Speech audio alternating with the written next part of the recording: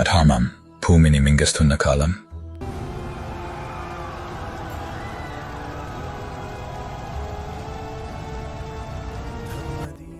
భూమాత్ కన్నీళ్లు దేవలోకానికి దిలించాయి.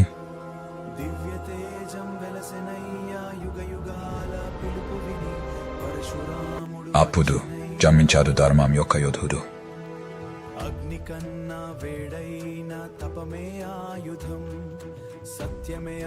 తపస్సే అతని అసలైన శక్తి. హిమశిఖరాల నిశ్శబ్దంలో దివ్య శక్తి మేల్కొన్నది భూమి.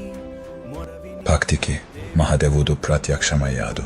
కాలమే ఎదురు చూసిన మహాయోధుడు ఉదయించెను. ఆ పరశువు అధర్మానికి మరణ శాసనం.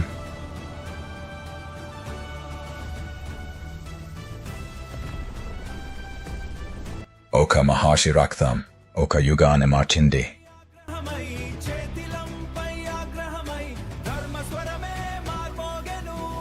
ప్రతి అధర్మరాజు నా పరశువుకు బలి.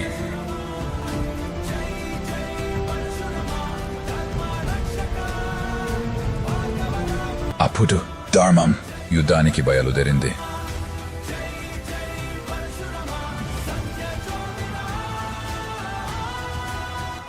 విజయం కాదు, ధర్మమే అతని లక్ష్యం.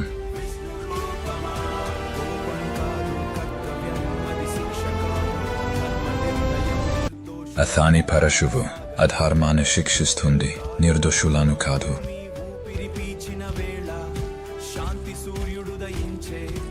పరశువు శుభ్రం అయ్యింది, భూమి ఊపిరి తీసుకుంది.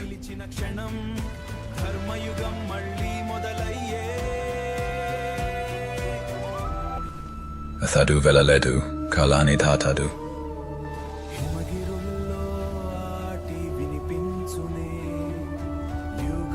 అతడు యోధుడు కాదు, ఒక యుగం.